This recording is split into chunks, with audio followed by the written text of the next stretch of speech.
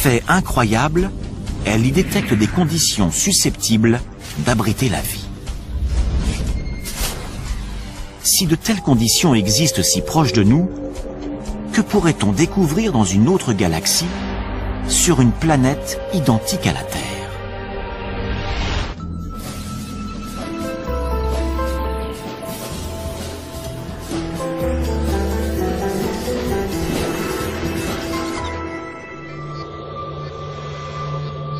Depuis des millénaires, l'homme scrute les cieux en se demandant s'il est seul dans l'univers.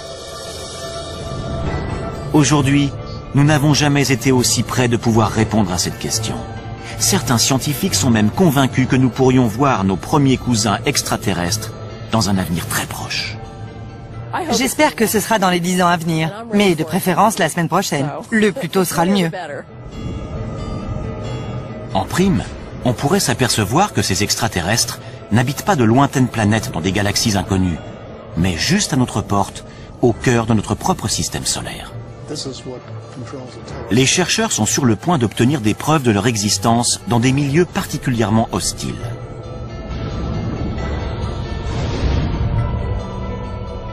Notre voyage dans l'espace va nous conduire en 7 endroits de notre système solaire, afin de découvrir où pourraient se trouver ces créatures et à quoi elles pourraient ressembler.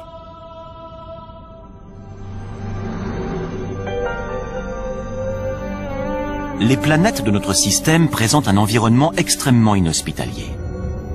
La vie telle que nous la connaissons y périrait instantanément. Mais les formes de vie extraterrestres pourraient bien être beaucoup plus résistantes que nous ne l'imaginons, à l'image d'un groupe d'organismes vivants récemment découverts sur Terre. Il n'y a encore pas si longtemps, nous étions convaincus que notre planète était unique. Jusqu'à présent, c'est la seule, à notre connaissance, à avoir permis l'évolution de millions d'espèces, grâce au Soleil, à l'eau et à une atmosphère protectrice. Nous en avons conclu que la vie avait besoin de tous ces paramètres pour pouvoir exister. Une conclusion qui écarte d'emblée tous les autres astres de notre système solaire. Puis les biologistes se sont mis à fouiller les recoins les plus inaccessibles et les plus ingrats de notre planète. À leur grande surprise, ils y ont trouvé des organismes vivants et respirants. Ils les ont baptisés organismes extrémophiles. Certains peuvent vivre sans lumière ou sans oxygène. D'autres sont capables de supporter des pressions très élevées. En fait, il semblerait que la vie puisse apparaître quasiment partout. Prenons l'Antarctique.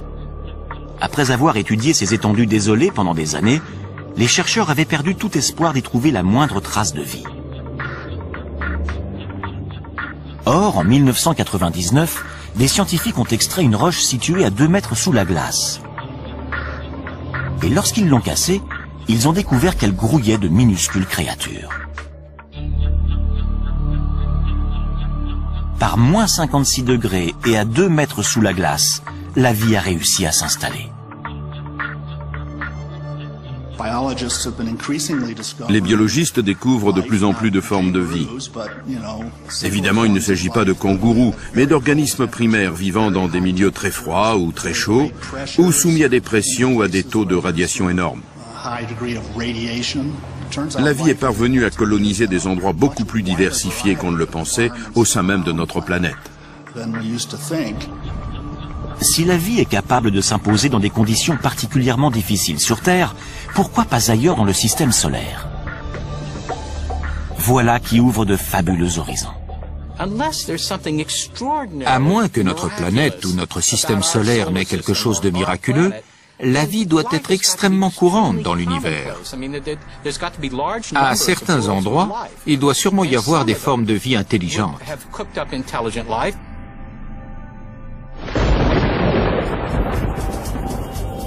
À l'origine, nous étions tous des créatures extrémophiles. La Terre était alors une planète aussi inhospitalière que les autres. Durant le premier milliard d'années de son existence, elle a été impitoyablement bombardée par des débris cosmiques.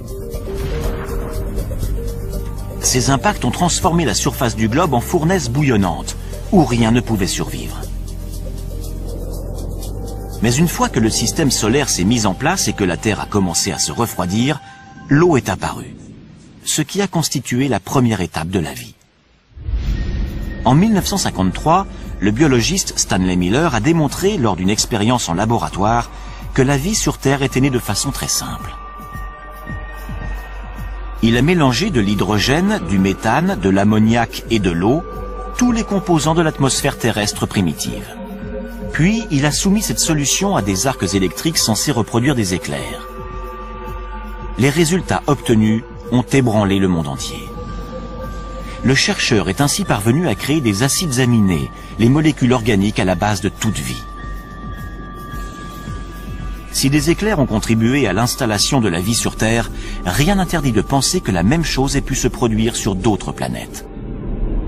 Qui plus est, les ingrédients utilisés par Miller ont été détectés par des sondes spatiales dans tout notre système solaire, y compris le plus indispensable à la vie.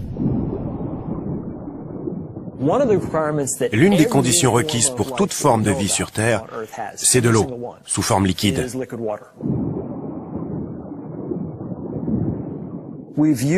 C'est la présence d'eau qui a guidé notre quête de milieux habitables.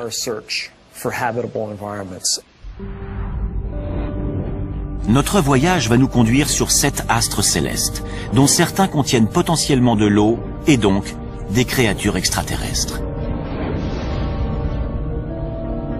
Si la vie y a débuté comme sur Terre, qui sait à quoi ces créatures pourraient ressembler aujourd'hui?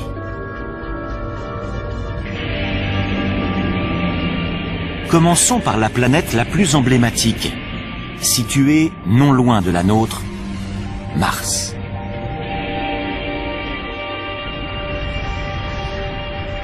De tous les endroits susceptibles d'abriter de la vie, c'est celui qui a été le plus étudié. Le premier qui découvrira des Martiens, s'ils existent, c'est Steve Squyres, le responsable des observations pour la NASA. Mars a toujours exercé un attrait particulier sur les hommes. On sait depuis très longtemps que cette planète est sans doute celle qui ressemble le plus à la Terre. Elle possède en effet une atmosphère et des saisons. Mais l'homme y périrait rapidement car l'air y est rare. Seulement 1% de ce qu'il représente sur notre planète au niveau de la mer. Mars occupe également une position très défavorable dans le système solaire. Elle se trouve à proximité de la ceinture d'astéroïdes. Et comme son atmosphère est trop mince pour la protéger, elle est constamment bombardée de corps célestes. Les tempêtes et les vents violents qui balayent son sol sablonneux durant des semaines entières créent des tornades qui peuvent atteindre les 8 km de haut. La température de 0 degré à l'équateur en milieu de journée tombe à moins 70 degrés durant la nuit.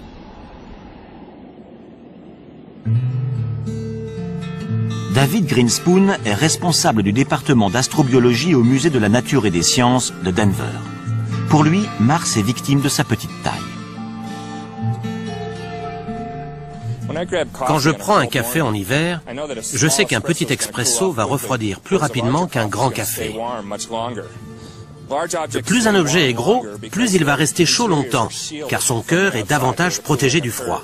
Pour les planètes, c'est la même chose. Une petite planète refroidira plus tôt dans son histoire qu'une grosse planète comme la Terre, qui va rester chaude durant des milliards d'années. Et ça va favoriser la vie. En dépit de ses désavantages, Mars a toujours fasciné les scientifiques, car sa surface semblait porter des traces de vie. Ces paysages montagneux, ces volcans et ces profonds ravins ne sont pas sans évoquer ceux de la Terre. Pour les premiers astronomes, ces caractéristiques indiquaient la présence d'océans et de rivières, et même de systèmes de canaux censés avoir été construits par des êtres vivants.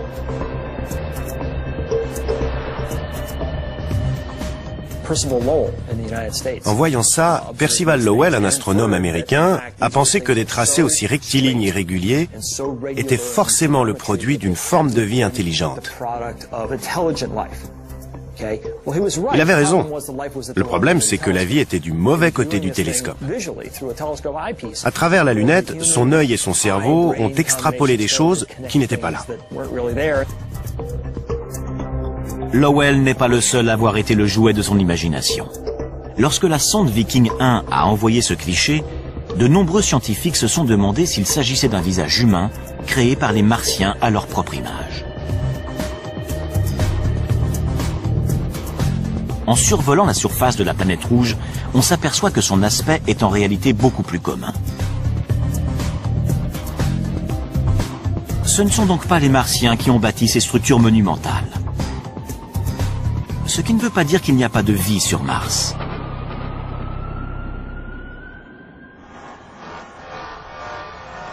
Jusqu'à il y a peu, nous ne savions pas où chercher des extraterrestres dans notre système solaire. Pourtant, au cinéma, ils sont toujours parfaitement reconnaissables.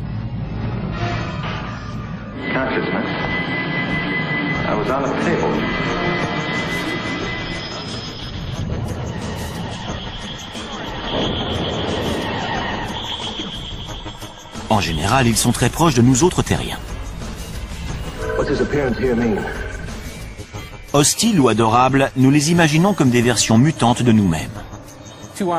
Ils ont 2 bras, 2 jambes, un nez, une bouche et aucun sens de l'humour dans les films. Seth Shostak est astronome au SETI, l'institut de recherche d'une intelligence extraterrestre situé en Californie. Son travail consiste à écouter les ondes radio que pourrait émettre une lointaine société extraterrestre. Il n'y a aucune raison qu'ils nous ressemblent, qu'ils pensent comme nous ou qu'ils aient un langage. Rien que sur Terre, la nature peut prendre des formes très variées. S'il y a de la vie sur Mars, comment pourrait-elle survivre dans des conditions pareilles? Depuis les années 60, les scientifiques ont envoyé des dizaines de sondes sur la planète rouge. Les premières images de ces paysages désolés ont rapidement anéanti tout espoir d'y trouver des êtres dotés d'intelligence. Pour autant, Mars n'a pas livré tous ses secrets. S'il n'y a aucune preuve de canaux creusés par des Martiens, en revanche, il y a des traces indiquant une ancienne présence d'eau. À un moment donné de son histoire, la planète rouge a donc peut-être été bleue. Si on remonte 3,5 milliards ou 4 milliards d'années en arrière, Mars avait une atmosphère plus épaisse, de l'eau en surface et peut-être même de la vie. Mais les conditions devenant plus rudes, la vie a dû s'adapter. Ainsi, la vie aurait pu réussir à s'adapter sans disparaître. Car il existe peut-être encore de l'eau, sous forme liquide, dans le sous-sol. On a découvert ce qui ressemble à des rigoles sur des flancs de cratères. Et il y a des signes qui prouvent que ces rigoles se sont formées très récemment, il y a quelques années. Avec son absence d'eau en surface, ses températures glaciales et son atmosphère très mince, Mars ne pourrait abriter qu'un seul type de créature. Des extrémophiles. Aucun autre organisme ne parviendrait à se développer dans des conditions aussi difficiles. Pour savoir s'il en existe sur Mars, nous mettons le cap sur Valles Marineris, un immense système de canyons, 20 fois plus vaste que le Grand Canyon en certains endroits et d'une profondeur presque équivalente à la taille de l'Everest. Autrefois, cette vallée était sans doute recouverte de lacs qui abritaient peut-être de la vie.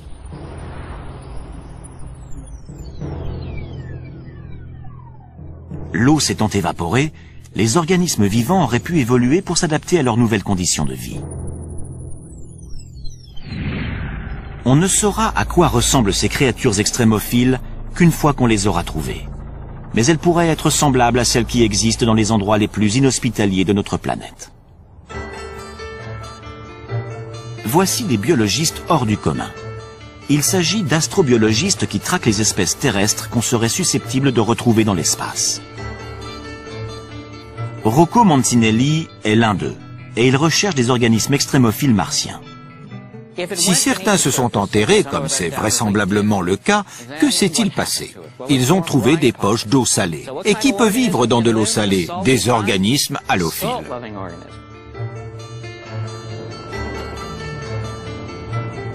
L'astrobiologiste Chris McKay pense savoir quel type de créature halophile pourrait survivre sur Mars. Des créatures semblables à celles qu'il a découvertes dans l'un des endroits les plus secs et les plus salés du globe. Ce qui pose problème sur Mars, comme dans la vallée de la mort, c'est la sécheresse. C'est ce à quoi la vie a le plus de mal à s'adapter. Il y a des milliers d'années, un lac salé recouvrait la vallée de la mort, de la même façon que des lacs recouvraient les canyons de Mars. On approche. C'est encore un peu humide. On croirait que cette grande étendue blanche est stérile. Eh bien, en creusant, on a trouvé des couches d'algues et de bactéries. Elles vivent dans un environnement qui est très différent de celui qu'on trouve en surface. Voilà un endroit qui semble mort et pourtant, il suffit de gratter un peu pour y trouver de la vie. Cette couche d'algues vertes subsiste grâce à l'eau et à la lumière qui filtre à travers la croûte de sel. À son tour, cette algue nourrit les micro-organismes halophiles. Des structures désertiques de ce type, d'anciens lacs salés et asséchés, on va aussi en trouver sur Mars. Les déserts de sel ne sont pas les seuls endroits qui pourraient abriter des formes de vie martiennes. La planète compte également de gigantesques volcans, dont certains 5 à 6 fois plus grands que ceux qu'on trouve sur Terre. L'astrobiologiste Penny Boston est spécialiste des tunnels de lave.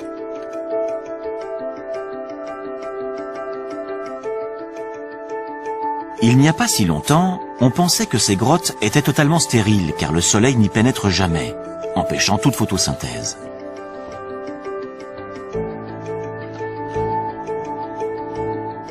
Mais dans ces tunnels de lave près d'Albuquerque, au Nouveau-Mexique, la scientifique a découvert de la vie. On sait qu'il y a énormément de tunnels de lave sur Mars. Donc ici, on a l'occasion d'étudier leur formation et les organismes qui y vivent.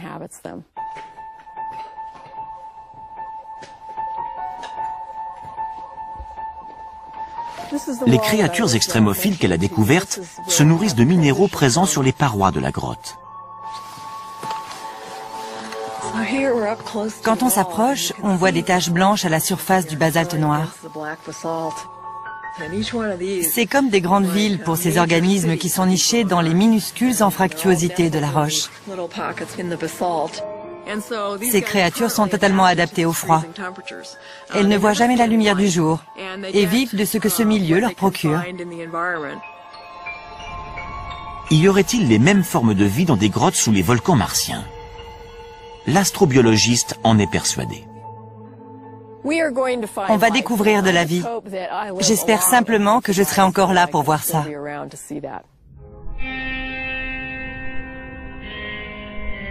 Nous avons peut-être déjà côtoyé des Martiens sans le savoir. Non pas en nous rendant sur leur planète, mais en les recevant sur la nôtre. Il y a 16 millions d'années, un astéroïde s'est écrasé sur Mars et a propulsé une roche de 2 kilos dans l'espace. Cette roche s'est dirigée vers la Terre et a atterri en Antarctique. 2 scientifiques de la NASA, David McKay et Everett Gibson, ont eu la surprise de découvrir des fossiles à l'intérieur. L'eau a creusé de minuscules tunnels dans la roche. Et dans ces tunnels, les 2 chercheurs ont trouvé ce qu'ils pensent être des traces de vie bactérienne.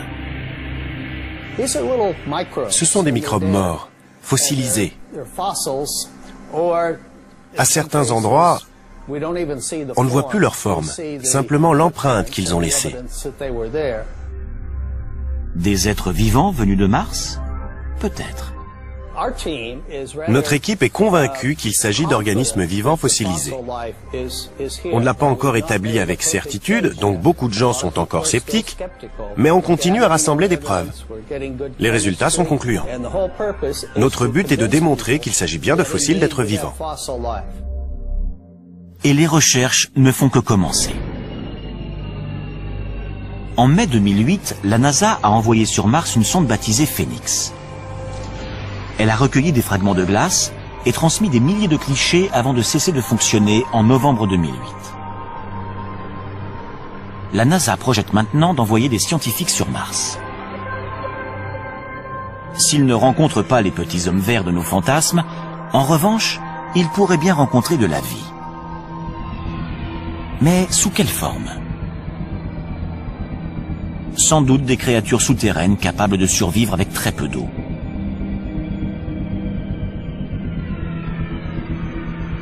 Peut-être des organismes appréciant les minéraux, comme ceux des tunnels de lave du Nouveau-Mexique. Une découverte de ce type aurait une portée colossale. Cela prouverait que la vie n'existe pas que sur Terre, mais également sur une planète toute proche. S'il s'agit bien de microbes, même morts depuis des milliards d'années, ça nous apprendra quelque chose de très intéressant, à savoir que la vie s'est développée sur une autre planète. Cette information démontrerait que la vie n'est pas quelque chose d'extraordinaire, un miracle exclusivement terrien, mais qu'au contraire, elle peut exister partout. Mars n'est que la première étape de notre voyage. Notre quête va maintenant nous conduire sur des astres où les conditions sont d'une rigueur extrême et où la vie semble encore plus improbable.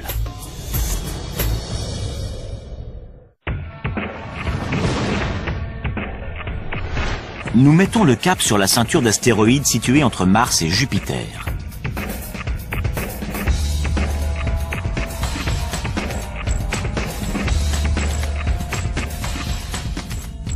Une fois celle-ci dépassée, nous arrivons à proximité de Jupiter.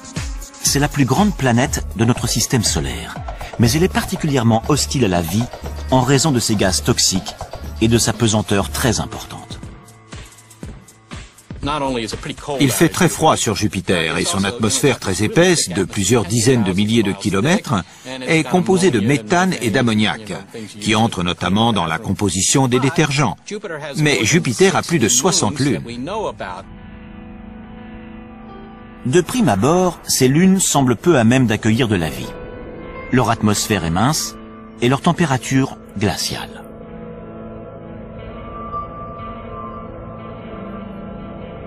Sur Callisto, il fait moins 250 degrés.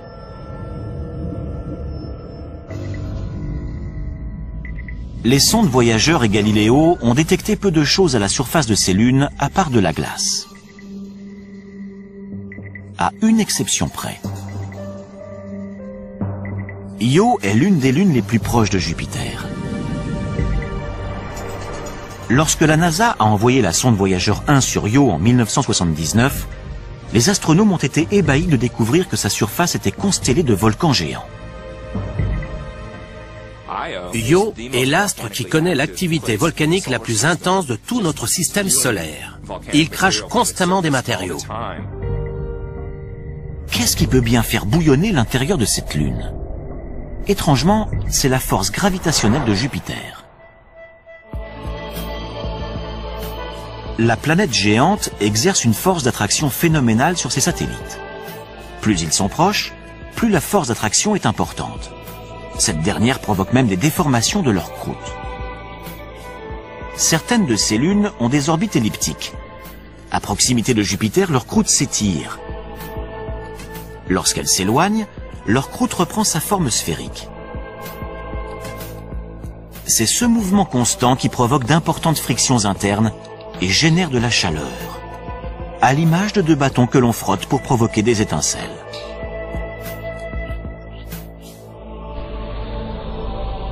L'attraction de Jupiter réchauffe ainsi Io de l'intérieur. Mais ses fumées volcaniques et son absence d'eau la rendent peu apte à abriter de la vie.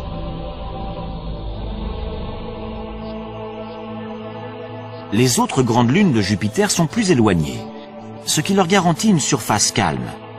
Mais elles restent suffisamment proches pour être réchauffées de l'intérieur par l'attraction jovienne. 3 d'entre elles sont particulièrement intéressantes. D'abord, Callisto, la plus éloignée de Jupiter. Sa surface ressemble à la surface lunaire, avec ses innombrables cratères dus à des impacts d'astéroïdes. Ces impacts ont pu faire fondre temporairement la glace, permettant à la vie de s'installer. En 1998, la sonde Galileo a détecté un milieu encore plus prometteur sous la surface. Les roches radioactives et l'énorme pression qui règne en son centre génèrent de la chaleur. Cette dernière a pu faire fondre la glace de l'intérieur, créant ainsi un océan souterrain. Et qui dit océan souterrain, dit peut-être vie souterraine. Ensuite, en nous rapprochant de Jupiter, nous découvrons sa plus grande lune, Ganymède, dont la surface est elle aussi très accidentée. Son relief fait penser à celui d'un pneu. Ces points brillants sont des cratères pouvant mesurer jusqu'à 5 km de diamètre et probablement recouverts de glace. Ces photos nous donnent un bon aperçu de l'endroit où la vie pourrait se cacher. On y voit des glaciers en mouvement.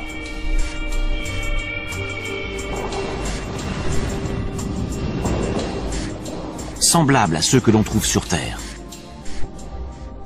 Ces glaciers qui avancent sont également le signe d'une chaleur interne.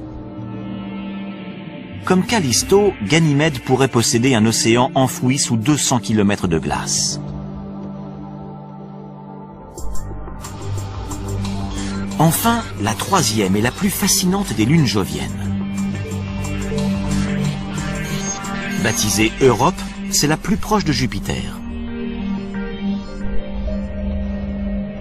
Cette proximité laisse penser que son cœur est beaucoup plus chaud que celui de Callisto ou de Ganymède.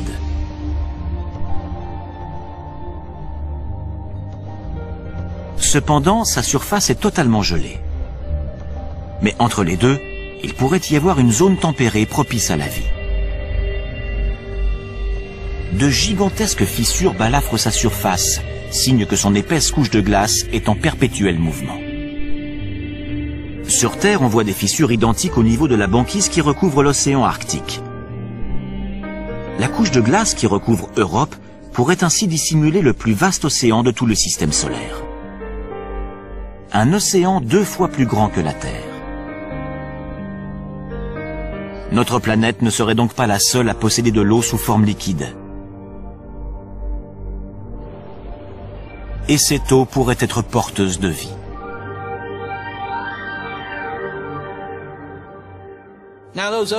Si ces océans existent, et il y a de fortes chances pour que certains existent effectivement, ils sont là depuis plus de 4 milliards d'années. Depuis tout ce temps, il est très probable que de la vie ait réussi à se créer. L'océan d'Europe est sans doute aussi agréable et aussi propice à la vie que les nôtres.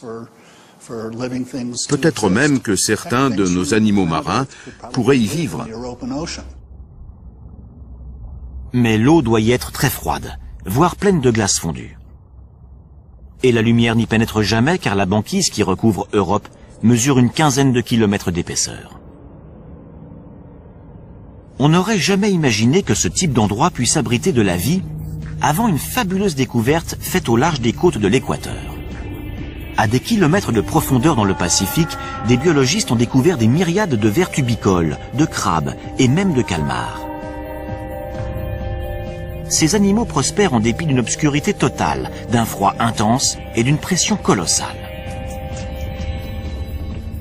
Ils se nourrissent de bactéries qui vivent non pas de la lumière du soleil, mais de composés minéraux dissous s'échappant du sol. On pourrait trouver des sources hydrothermales similaires sur Europe.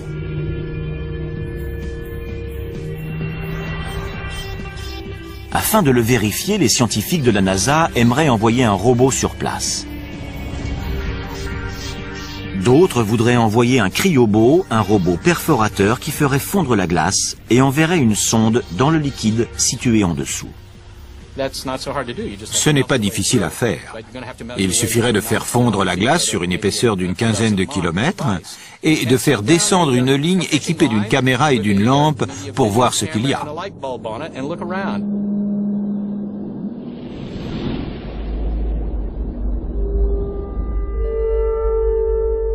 On ne peut pas exclure la possibilité que des formes de vie évoluées s'y soient développées. Peut-être même aussi évoluées que celles qu'on trouve chez nous. Mais il est plus probable qu'on n'y découvrirait que des microbes. De quoi révolutionner cependant notre approche de la naissance et de l'évolution de la vie. Serait-elle également susceptible d'éclore dans des endroits totalement glacials ou au sein de lacs formés non pas d'eau mais de substances chimiques toxiques? Pour le savoir, il nous faut poursuivre notre voyage dans l'espace. Nous sommes maintenant à des milliards de kilomètres du Soleil, à des milliards de kilomètres de sa chaleur et de sa lumière. Nous dépassons Jupiter pour arriver à la deuxième plus grande planète du système solaire, Saturne. En arrivant à proximité de ces anneaux, nous apercevons les tourbillons de gaz qui saturent son atmosphère.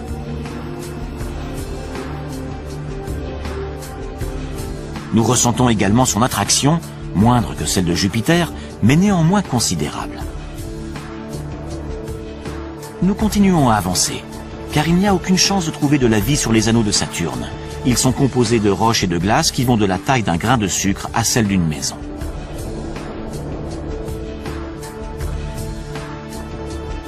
Mais Saturne possède plusieurs lunes. Jusqu'à présent, nous en avons compté 56. Nous nous dirigeons vers l'une d'elles. Il s'agit d'un petit satellite de 500 km de diamètre baptisé Enceladus.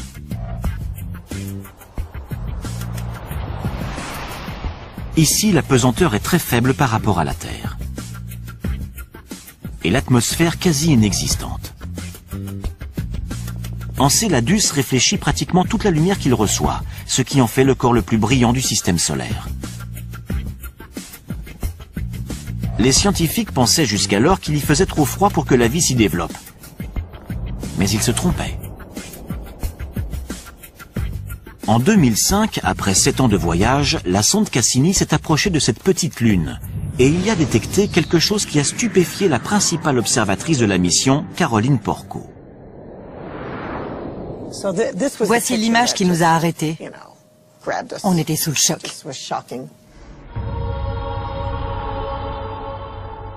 Il s'agit de panaches de vapeur d'eau en provenance d'un geyser. Au contact du vide glacial de l'espace, la vapeur d'eau chaude se transforme en jet de glace. En l'absence de pesanteur pour les ralentir, les nuages de glace peuvent devenir aussi gros que l'astre lui-même. La scientifique n'a jamais rien vu de tel. C'est le rêve pour un astronome de découvrir un corps comme Enceladus. Ces jets, ces fontaines, crachent de la vapeur et de la neige gelée à des centaines de kilomètres au-dessus du pôle sud d'Enceladus. La conclusion s'impose d'elle-même.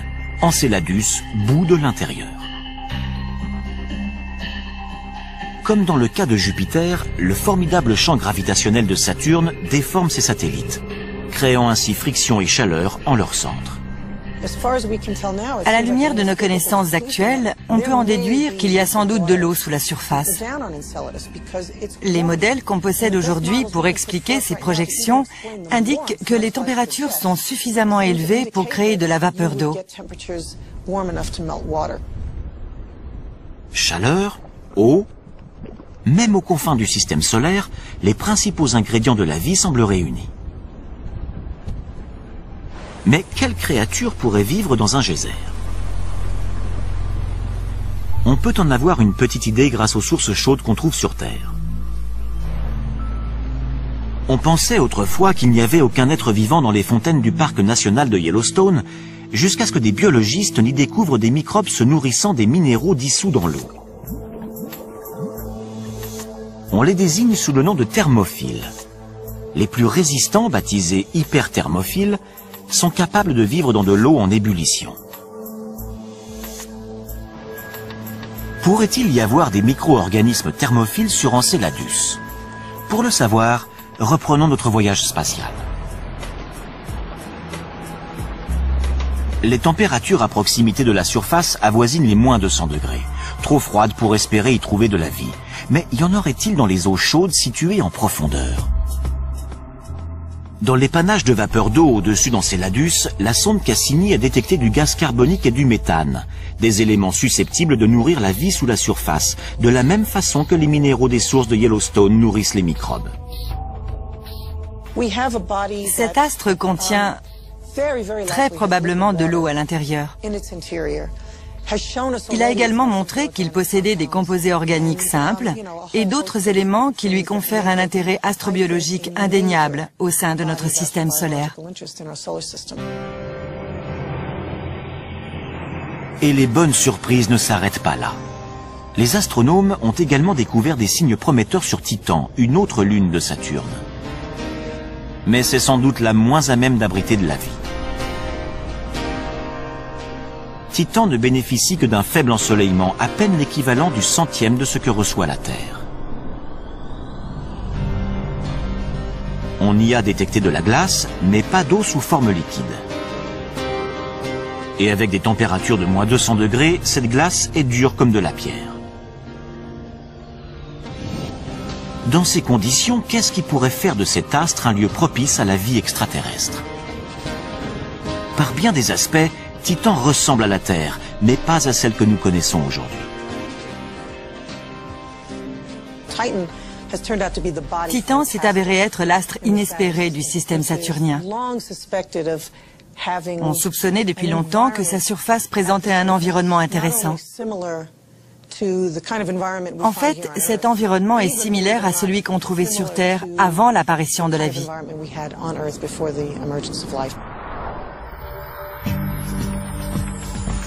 Titan a tellement intrigué les membres de l'équipe de Caroline Porco que la sonde Cassini y a largué un module en 2005. C'est la mission de terrain la plus lointaine jamais effectuée.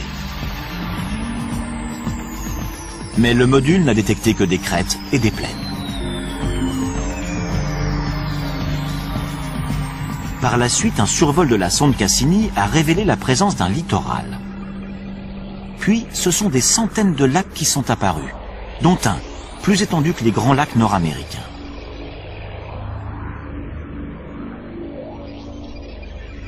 C'est la première fois qu'on découvre du liquide à la surface d'un corps céleste autre que la Terre. Ça ressemble au Minnesota, sauf que ces lacs ne sont pas composés d'eau, mais de gaz naturel liquide. Ceci n'est pas de la neige, mais des gouttes de méthane. Il y a également des vents qui peuvent être très violents, ainsi que des ouragans de méthane.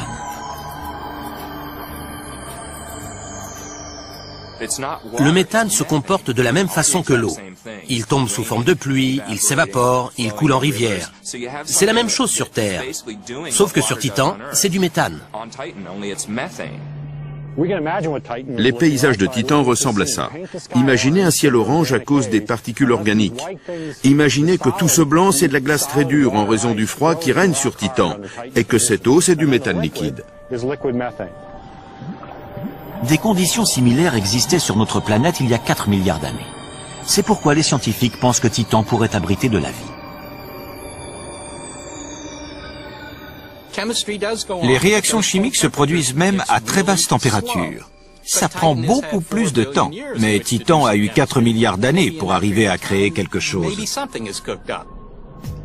Ce quelque chose a dû se créer sans eau sous forme liquide, ce qui ne s'est encore jamais vu. Mais les scientifiques n'excluent pas cette hypothèse pour autant. Le méthane, si abondant sur Titan, a pu se substituer à l'eau. Utilisé comme combustible sur Terre, il a longtemps été considéré comme mortel pour toute forme de vie. Jusqu'à ce qu'en 1997, des chercheurs n'examinent des dépôts d'hydrate de méthane dans les eaux du golfe du Mexique. Ils ont été stupéfaits d'y découvrir des colonies de vers de 2,5 cm de long, semblables à des mille-pattes. Ils pensent que ces vers se nourrissent de bactéries mangeuses de méthane. En général, les choses qu'on pense être mortelles sont potentiellement porteuses de vie. Souvent, l'évolution parvient à trouver des solutions pour utiliser cette énergie plutôt que d'être détruite par elle. Mais il reste un obstacle majeur à la vie à la surface de Titan. La faiblesse de son champ magnétique.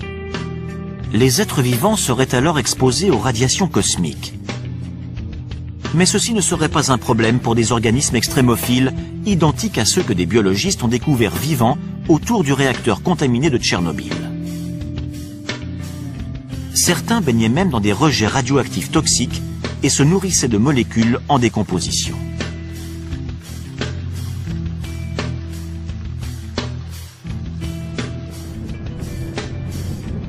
Il est possible que la vie sur Titan ait pu s'adapter de la même façon. Ces lacs de méthane abritent peut-être des bactéries amatrices de substances chimiques.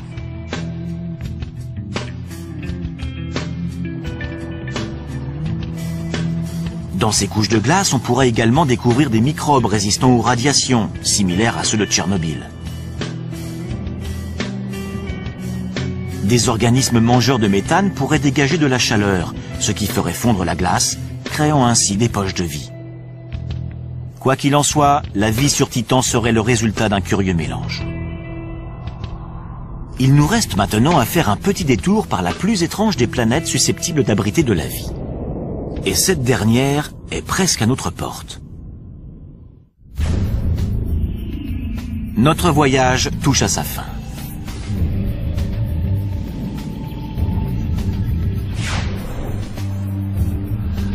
Après nous être rendus au cœur de déserts glacés, d'océans souterrains et de lacs de méthane, nous revenons en direction de la Terre pour faire une halte sur l'astre le plus extrême de tous, Vénus, la planète du système solaire la plus proche de nous. Si la vie parvenait à s'installer ici, elle pourrait exister quasiment partout. Pour atteindre la surface de Vénus, nous devons traverser une couche de nuages jaunes et denses de 65 km d'épaisseur, composée notamment d'acide sulfurique. Ici, la pression atmosphérique est 90 fois plus forte que sur Terre, trop forte pour que l'homme puisse la supporter. Au sol, on trouve des volcans et des flots de lave à perte de vue qui représentent 85% de la surface de la planète. Au vu de ces paysages, on a du mal à croire que Vénus ait pu autrefois abriter de vastes océans. Il y a eu un effet de serre galopant. Avec la chaleur, les océans ont commencé à s'évaporer. Ça a rejeté de la vapeur d'eau dans l'air, ce qui a encore amplifié l'effet de serre et créé un cercle vicieux. Les océans ont disparu et tout le CO2 s'est retrouvé dans l'atmosphère, ce qui fait qu'on a aujourd'hui une planète très chaude avec un énorme effet de serre. Avec des températures avoisinant les 460 degrés, Vénus est plus chaude que Mercure, la planète la plus proche du Soleil. Sa surface est on ne peut plus hostile à la vie. La vie telle qu'on la connaît ne pourrait pas survivre sur Vénus. Les molécules organiques seraient déchiquetées par les gaz brûlants. Mais ce n'est pas sa surface qui nous intéresse, c'est son atmosphère. En 1982, la sonde spatiale soviétique Venera 14 a survolé Vénus. Dans des nuages situés à 50 km d'altitude, elle a mesuré des températures beaucoup plus clémentes qu'au sol. Elle y a également détecté des molécules d'eau.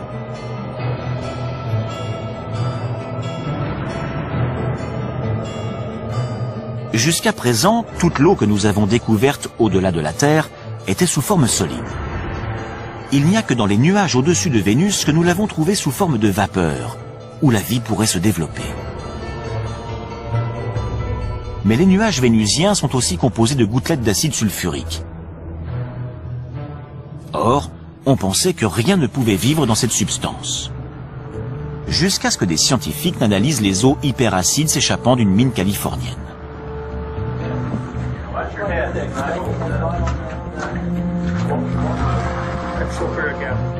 Dans de l'acide sulfurique suffisamment corrosif pour attaquer des métaux, des vêtements ou de la chair humaine, ils ont découvert des organismes extrémophiles. Ces créatures acidophiles se nourrissent de composés sulfurés comme le sulfure de fer. Ils dévorent le fer et rejettent l'acide sulfurique. Des êtres extrémophiles de ce type flotteraient-ils au-dessus de Vénus? L'astrobiologiste David Grinspoon pense que c'est envisageable. Dans les nuages de Vénus, il y a peut-être des organismes acidophiles. Comme les sulfures absorbent les ultraviolets de façon intéressante, on peut imaginer une réaction photochimique où les ultraviolets seraient utilisés pour convertir les substances chimiques en énergie, laquelle serait ensuite consommée.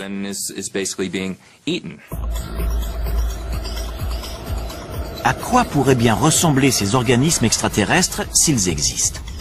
Il faudrait qu'ils supportent une chaleur et une pression atmosphérique énormes. Ils devraient aussi s'accommoder de concentrations acides phénoménales. Ce pourrait être une version plus résistante des créatures extrémophiles découvertes dans cette mine de Californie. On n'arrête pas de découvrir de la vie dans des endroits qu'on pensait inhabités. Donc, quand on entend « c'est impossible qu'il y ait de la vie dans les nuages vénusiens », il faut être très méfiant parce que ça traduit simplement notre ignorance ou notre manque d'inventivité. Or, la nature est beaucoup plus inventive que nous et semble toujours trouver des solutions à ces problèmes. Fort de tout ce que nous avons découvert, nous revenons vers notre planète bleue, tempérée et luxuriante.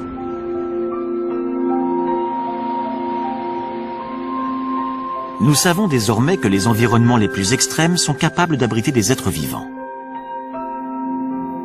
Les organismes extrémophiles ressemblent sans doute aux premières formes de vie dans l'univers, et ils pourraient bien exister partout. Ces formes de vie très simples auraient-elles pu donner naissance à des êtres intelligents quelque part dans le cosmos? Depuis plus de 40 ans, les scientifiques de l'Institut SETI scrutent les cieux pour tenter de répondre à cette question. Et l'astronome Seth Shostak est persuadé qu'il saura identifier les manifestations d'une vie extraterrestre. On a plusieurs projets destinés à localiser d'éventuels signaux et le plus important, c'est un projet de recherche radio. Pour ça, on utilise de grandes antennes pointées en direction des systèmes stellaires proches qui seraient susceptibles de comporter des planètes semblables à la Terre. On espère recevoir un signal nous démontrant que quelqu'un là-bas a été assez intelligent pour construire un émetteur radio. Une façon de continuer à mener l'enquête sans quitter la Terre. Récemment, des astronomes ont réussi à capter suffisamment de lumière en provenance de lointaines planètes d'autres systèmes solaires pour en déduire leur composition chimique. Et ils ont alors découvert des composés entrant dans la formation de l'ARN, l'un des éléments clés de l'apparition de la vie sur Terre. À 20 années-lumière de nous, dans la constellation de la Balance, des astronomes européens ont identifié une planète qui serait suffisamment tempérée pour posséder de l'eau sous forme liquide en surface.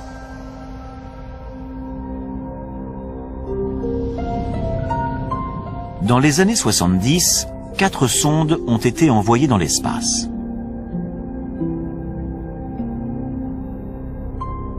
Deux d'entre elles transportent notamment une carte de notre système solaire, ainsi que la représentation d'un homme et d'une femme.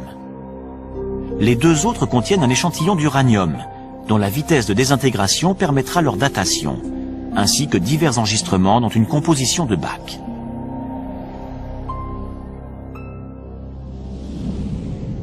Mais nous n'aurons pas de réponse à ces messages spatiaux de sitôt, car ces cartes postales de la Terre mettront 80 000 ans avant d'atteindre l'étoile la plus proche.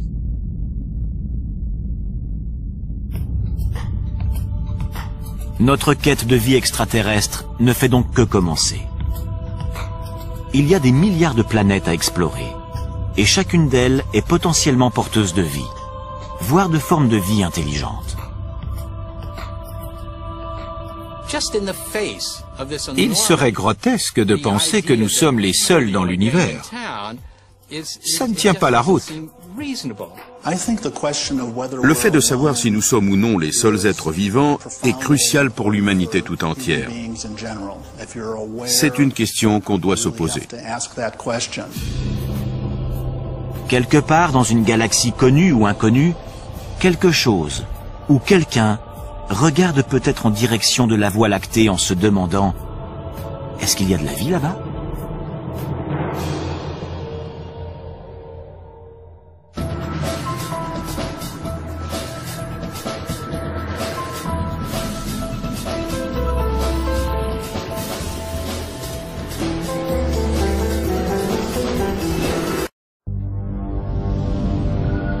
2004.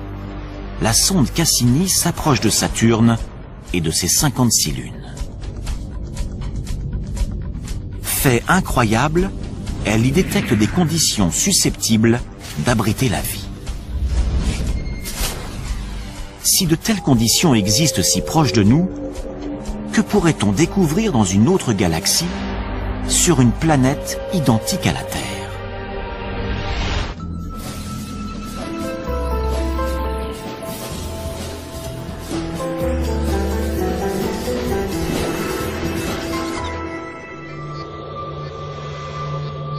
Depuis des millénaires, l'homme scrute les cieux en se demandant s'il est seul dans l'univers.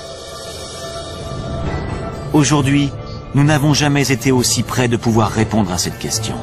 Certains scientifiques sont même convaincus que nous pourrions voir nos premiers cousins extraterrestres dans un avenir très proche. J'espère que ce sera dans les 10 ans à venir, mais de préférence la semaine prochaine. Le plus tôt sera le mieux. En prime, on pourrait s'apercevoir que ces extraterrestres n'habitent pas de lointaines planètes dans des galaxies inconnues, mais juste à notre porte, au cœur de notre propre système solaire. Les chercheurs sont sur le point d'obtenir des preuves de leur existence dans des milieux particulièrement hostiles.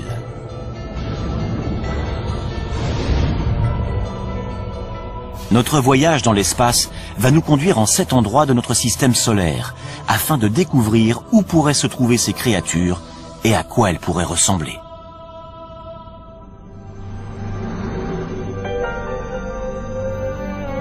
Les planètes de notre système présentent un environnement extrêmement inhospitalier. La vie telle que nous la connaissons y périrait instantanément. Mais les formes de vie extraterrestres pourraient bien être beaucoup plus résistantes que nous ne l'imaginons, à l'image d'un groupe d'organismes vivants récemment découverts sur Terre. Il n'y a encore pas si longtemps, nous étions convaincus que notre planète était unique. Jusqu'à présent, c'est la seule, à notre connaissance, à avoir permis l'évolution de millions d'espèces, grâce au Soleil, à l'eau et à une atmosphère protectrice. Nous en avons conclu que la vie avait besoin de tous ces paramètres pour pouvoir exister. Une conclusion qui écarte d'emblée tous les autres astres de notre système solaire. Puis les biologistes se sont mis à fouiller les recoins les plus inaccessibles et les plus ingrats de notre planète. À leur grande surprise, ils y ont trouvé des organismes vivants et respirants. Ils les ont baptisés organismes extrémophiles. Certains peuvent vivre sans lumière ou sans oxygène. D'autres sont capables de supporter des pressions très élevées. En fait, il semblerait que la vie puisse apparaître quasiment partout. Prenons l'Antarctique. Après avoir étudié ces étendues désolées pendant des années, les chercheurs avaient perdu tout espoir d'y trouver la moindre trace de vie. Or, en 1999, des scientifiques ont extrait une roche située à 2 mètres sous la glace. Et lorsqu'ils l'ont cassée, ils ont découvert qu'elle grouillait de minuscules créatures. Par moins 56 degrés et à 2 mètres sous la glace, la vie a réussi à s'installer. Les biologistes découvrent de plus en plus de formes de vie. Évidemment, il ne s'agit pas de kangourous, mais d'organismes primaires vivant dans des milieux très froids ou très chauds, ou soumis à des pressions ou à des taux de radiation énormes. La vie est parvenue à coloniser des endroits beaucoup plus diversifiés qu'on ne le pensait au sein même de notre planète. Si la vie est capable de s'imposer dans des conditions particulièrement difficiles sur Terre, pourquoi pas ailleurs dans le système solaire? Voilà qui ouvre de fabuleux horizons.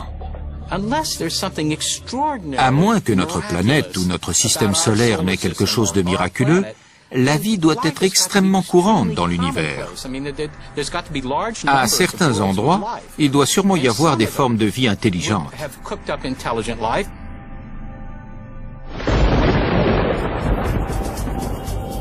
À l'origine, nous étions tous des créatures extrémophiles. La Terre était alors une planète aussi inhospitalière que les autres. Durant le premier milliard d'années de son existence, elle a été impitoyablement bombardée par des débris cosmiques. Ces impacts ont transformé la surface du globe en fournaise bouillonnante, où rien ne pouvait survivre. Mais une fois que le système solaire s'est mis en place et que la Terre a commencé à se refroidir, l'eau est apparue, ce qui a constitué la première étape de la vie. En 1953, le biologiste Stanley Miller a démontré lors d'une expérience en laboratoire que la vie sur Terre était née de façon très simple. Il a mélangé de l'hydrogène, du méthane, de l'ammoniac et de l'eau, tous les composants de l'atmosphère terrestre primitive. Puis, il a soumis cette solution à des arcs électriques censés reproduire des éclairs. Les résultats obtenus ont ébranlé le monde entier. Le chercheur est ainsi parvenu à créer des acides aminés, les molécules organiques à la base de toute vie. Si des éclairs ont contribué à l'installation de la vie sur Terre, rien n'interdit de penser que la même chose ait pu se produire sur d'autres planètes. Qui plus est, les ingrédients utilisés par Miller ont été détectés par des sondes spatiales dans tout notre système solaire, y compris le plus indispensable à la vie. L'une des conditions requises pour toute forme de vie sur Terre, c'est de l'eau, sous forme liquide.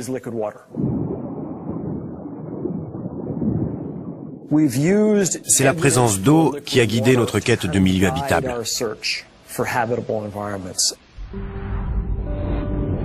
Notre voyage va nous conduire sur 7 astres célestes, dont certains contiennent potentiellement de l'eau et donc des créatures extraterrestres.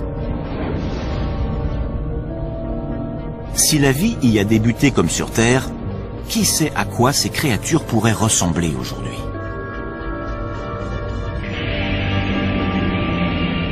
Commençons par la planète la plus emblématique, située non loin de la nôtre, Mars.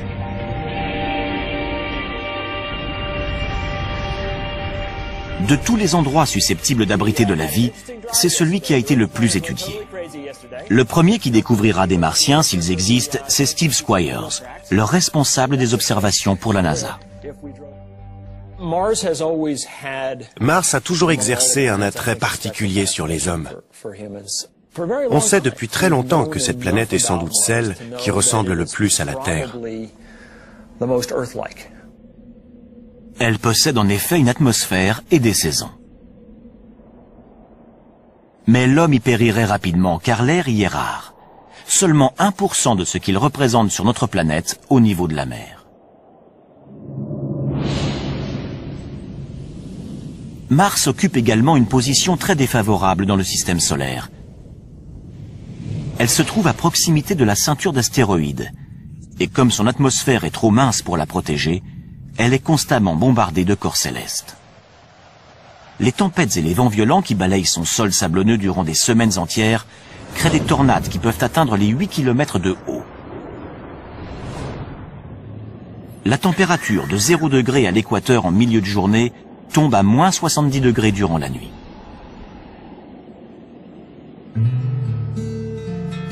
David Grinspoon est responsable du département d'astrobiologie au Musée de la Nature et des Sciences de Denver. Pour lui, Mars est victime de sa petite taille. Quand je prends un café en hiver, je sais qu'un petit expresso va refroidir plus rapidement qu'un grand café. Plus un objet est gros, plus il va rester chaud longtemps, car son cœur est davantage protégé du froid. Pour les planètes, c'est la même chose. Une petite planète refroidira plus tôt dans son histoire qu'une grosse planète comme la Terre, qui va rester chaude durant des milliards d'années. Et ça va favoriser la vie. En dépit de ses désavantages, Mars a toujours fasciné les scientifiques, car sa surface semblait porter des traces de vie. Ces paysages montagneux, ces volcans et ces profonds ravins ne sont pas sans évoquer ceux de la Terre. Pour les premiers astronomes, ces caractéristiques indiquaient la présence d'océans et de rivières, et même de systèmes de canaux censés avoir été construits par des êtres vivants.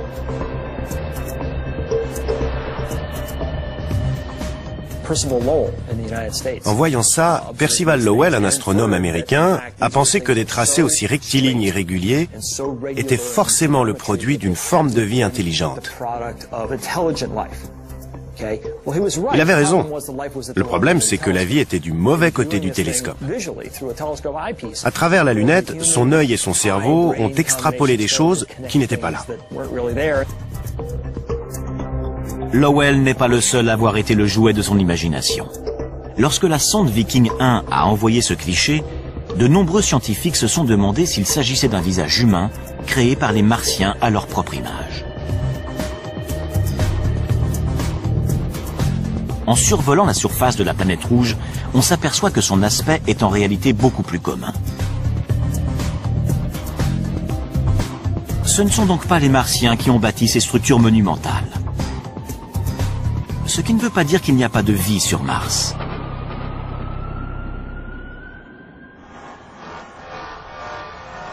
Jusqu'à il y a peu, nous ne savions pas où chercher des extraterrestres dans notre système solaire. Pourtant, au cinéma, ils sont toujours parfaitement reconnaissables.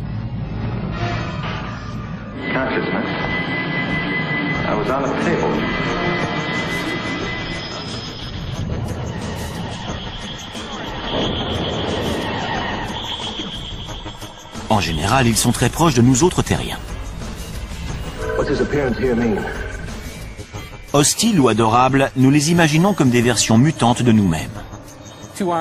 Ils ont 2 bras, 2 jambes, un nez, une bouche et aucun sens de l'humour dans les films.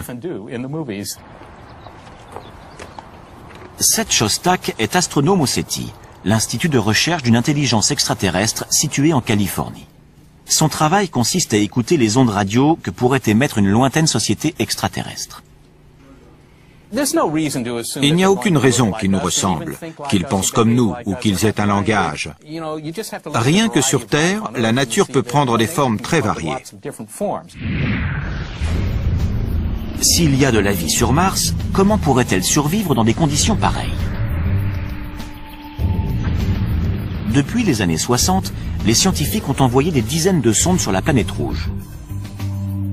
Les premières images de ces paysages désolés ont rapidement anéanti tout espoir d'y trouver des êtres dotés d'intelligence. Pour autant, Mars n'a pas livré tous ses secrets. S'il n'y a aucune preuve de canaux creusés par des Martiens, en revanche, il y a des traces indiquant une ancienne présence d'eau. À un moment donné de son histoire, la planète rouge a donc peut-être été bleue. Si on remonte 3,5 milliards ou 4 milliards d'années en arrière, Mars avait une atmosphère plus épaisse, de l'eau en surface et peut-être même de la vie. Mais les conditions devenant plus rudes, la vie a dû s'adapter. Ainsi, la vie aurait pu réussir à s'adapter sans disparaître. Car il existe peut-être encore de l'eau, sous forme liquide, dans le sous-sol. On a découvert ce qui ressemble à des rigoles sur des flancs de cratères. Et il y a des signes qui prouvent que ces rigoles se sont formées très récemment, il y a quelques années.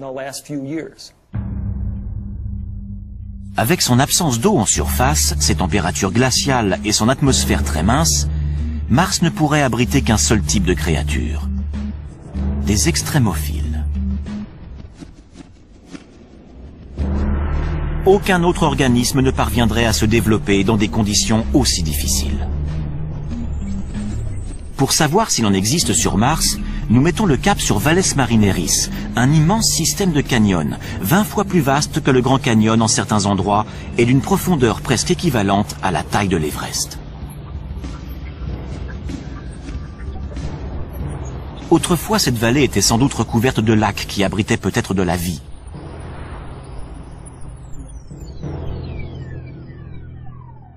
L'eau s'étant évaporée, les organismes vivants auraient pu évoluer pour s'adapter à leurs nouvelles conditions de vie. On ne saura à quoi ressemblent ces créatures extrémophiles qu'une fois qu'on les aura trouvées.